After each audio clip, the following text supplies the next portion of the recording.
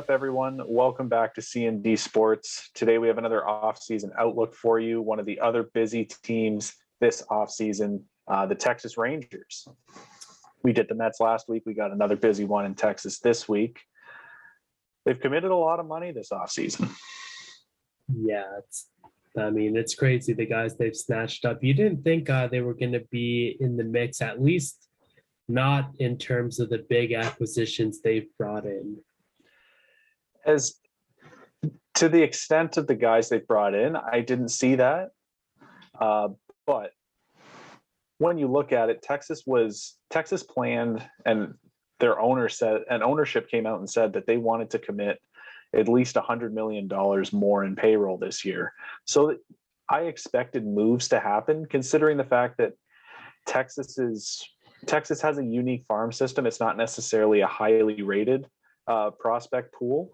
Obviously, there's some guys that are, but I think they had the unique experience that if they wanted to continue to contend with the likes of Seattle, who's on the rise, the Angels, who are on the rise, Houston, who's always a threat, that they were going to have to buy in order to compete in the changing landscape of the AL West.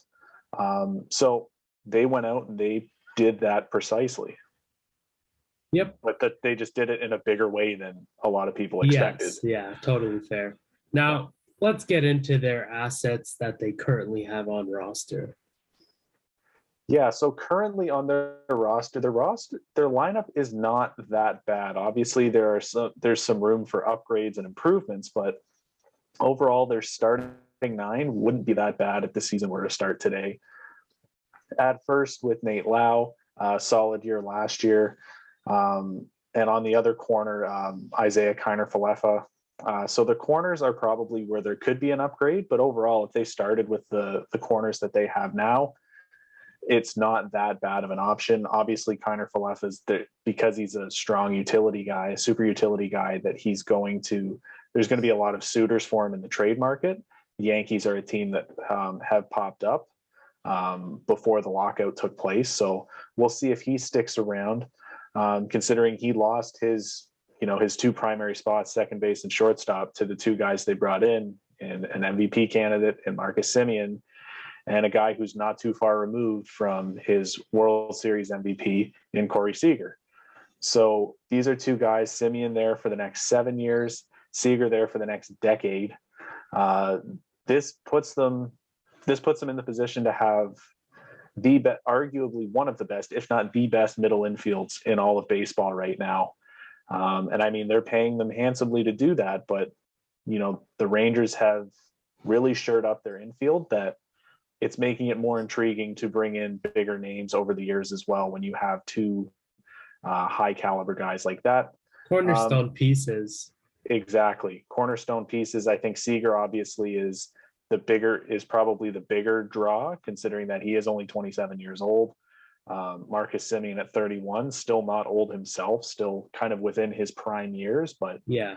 Now, before we move on, having an MVP season with Toronto isn't a rarity when guys come on over from other organizations. Do you think he'll play at that level in Texas? I don't think that Marcus Simeone is going to have a career year like he did last year. I think the circumstances were perfect for him, and basically all the stars kind of aligned for Marcus Simeone last year. I think, but even if he is, he's expected to kind of decline in terms of production this year. A decline from what he put up last year is still going to be a solid season. He's still going to be an all-star caliber second baseman, whether or not that's top tier all-star going into the MVP conversation. I'm not saying he can't do it, because this isn't the first time he's been an MVP candidate. Obviously he's done it with multiple teams as well. So it shows that a changing of environments doesn't really play a whole lot of a factor when it comes to Marcus Simeone's production. But I do expect him to step back a little bit this year. But it'll also be interesting, considering he doesn't necessarily have the lineup protection that he does in Toronto. Yeah. Because obviously there's not too many lineups that are better than the Toronto Blue Jays. He does have good pieces around him in Texas, but again, I think some of those RBI numbers might come down.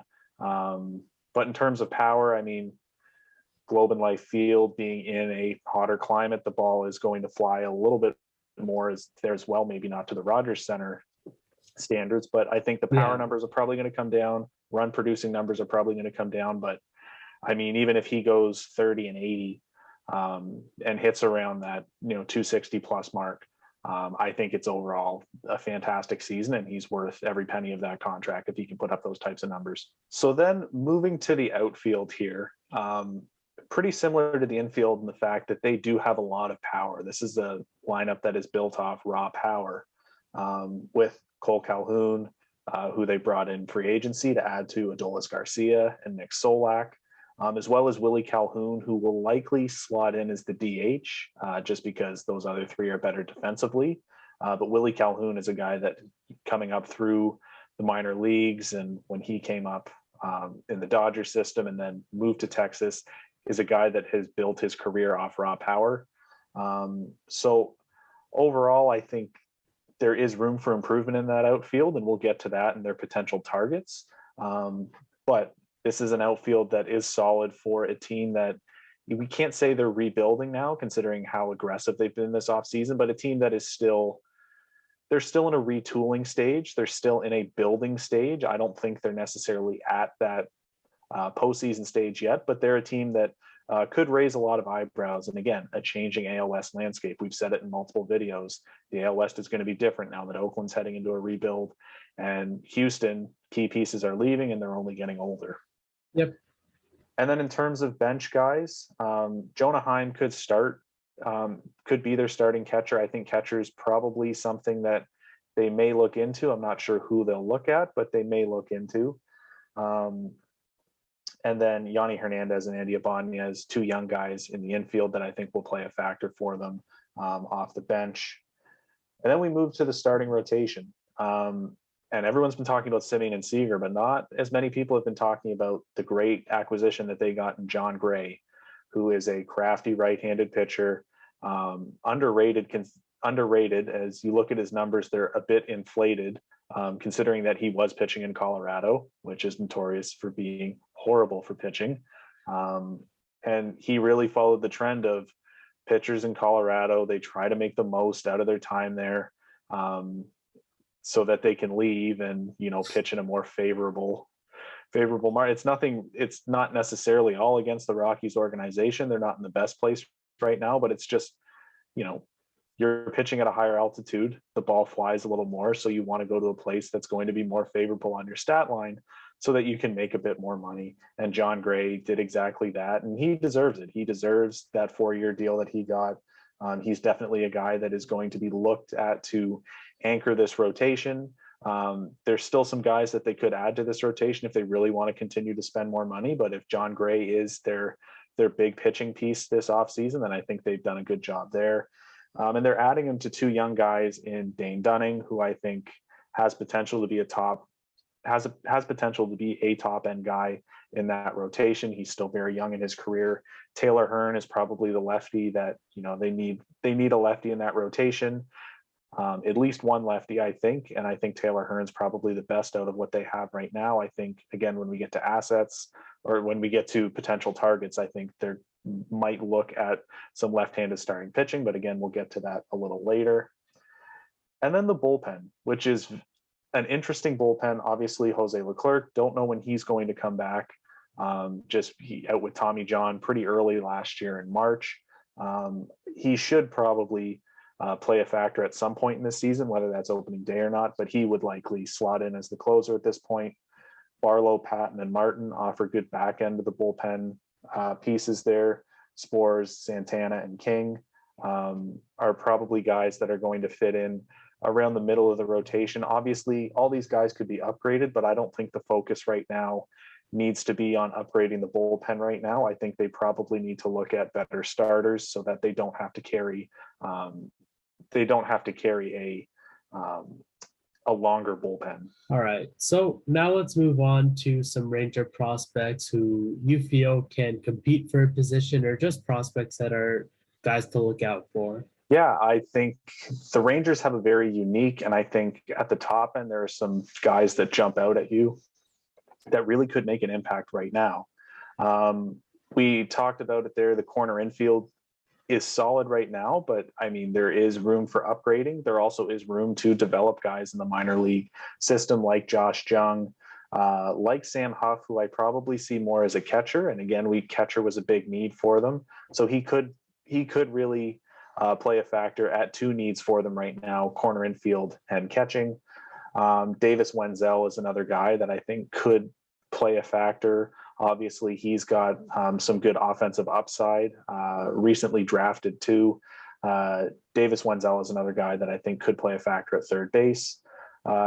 Josh Smith is a guy that I think could play a bench factor in terms of their infield. Obviously, their infield is pretty young right now with Ibanez and Hernandez expected to be their kind of utility infielders. And then the outfield, again, we've addressed that the outfield might need some work there. Steele Walker and Bubba Thompson are probably the two guys that I look at to possibly make an impact. Overall, I think Josh Jung and Sam Huff are the guys that would be called upon to make big starting impacts. The rest of those guys would probably be more depth. And then in terms of pitching, starting pitching is something that there is a need for, and Cole Winn is one of the more highly touted pitching prospects in baseball. I think Cole Winn is a guy that could very well make this opening day roster next year. He has top three potential in terms of where he could be slated in a rotation in the future.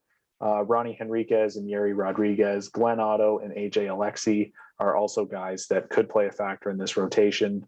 But I think Cole Winn is probably the guy they're looking to develop the right way so that he can come in and be a lasting impact on this rotation. So, though having one of the more busy and successful off seasons, I think that's safe to say, they still have some holes. So, which players do you look towards for them to target to fill those needs? We'll start with position players. I think pitching is probably more important, but we'll start with the position players. Like we've said, corner infield and outfield are probably the ones that they can address in the free agency market right now. Catching could be a little different. I'll start with catching, though. I didn't include him on this just because I don't think Texas is going to land him. But a guy whose name is being thrown around is Wilson Contreras. And obviously that would be a huge name, a World Series champion, a key factor into the Cubs' success over the years.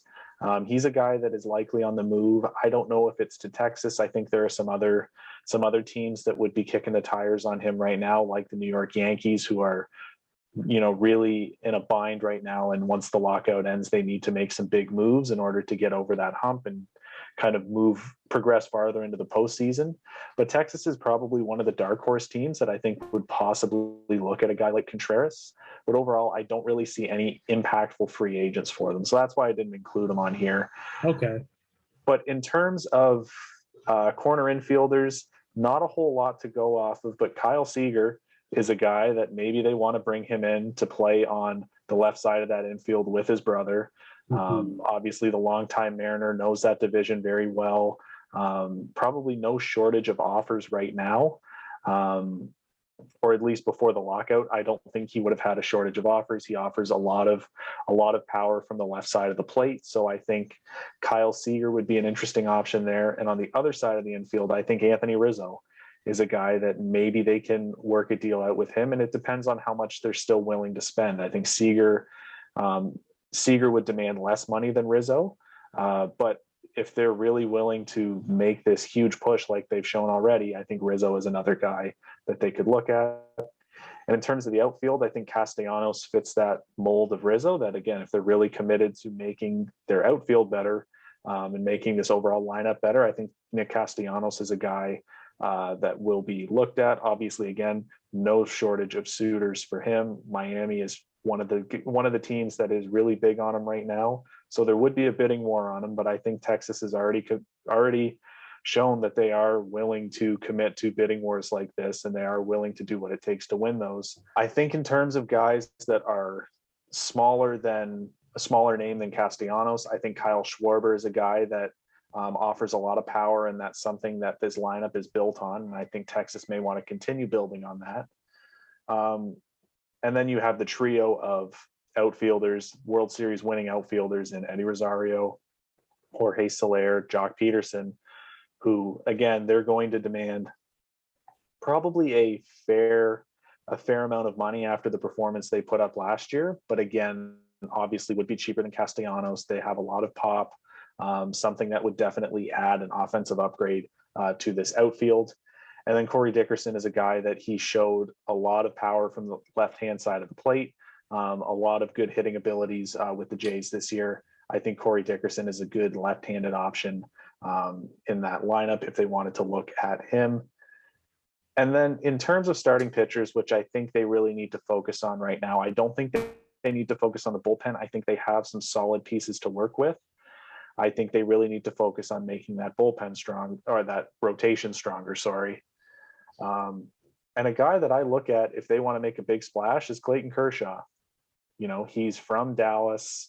He's a guy that I didn't think that the Dodgers would leave him exposed like this, but they did. And I think Clayton Kershaw, the draw to maybe come home and play for Texas, now that his former teammate, Corey Seager, is there. And I think overall, just coming home and playing for a team that is looking to be competitive, I think if you can land him for a 3-year deal, maybe, I think that gives them the window that I think in 3 years, this team will be competing for the AL West crown, will certainly be competing for a wild card spot if they aren't already this year. So I think Clayton Kershaw on a 3-year deal would be a solid move for Texas. Some other left-handed options for them: Carlos Rodon, Yusei Kikuchi, Matt Boyd, all guys that could add a nice look left-handedly in that rotation. Carlos Martinez, Zach Davies, and Garrett Richards are kind of lower end guys. There's not a whole lot of high name pitchers left in the free agent market, but those are good guys that could fill depth spots in the rotation from 3 through 5, and our right-handers. Obviously, the suggestions I give here gives them a little bit of a mix. I don't think they need to be married to bringing in left-handed pitchers. I think left-handed pitchers would help. I think that's probably where the strongest remaining free agents are. But those are just some options on the right-handed side of the mound there. And that's kind of what I think they need to focus on in terms of potential targets moving forward. Okay. So with that, that'll do it for our Texas Rangers offseason outlook video. Thanks for watching, guys. If you like the video, give it a like down below. Subscribe so you don't miss any of our other uploads. Comment down below what you think of our thoughts about the Texas Rangers, what you've liked about their offseason so far, what you still think they need to do. Let us know in the comments below, as always. And with that, we'll see you in the next video. Peace.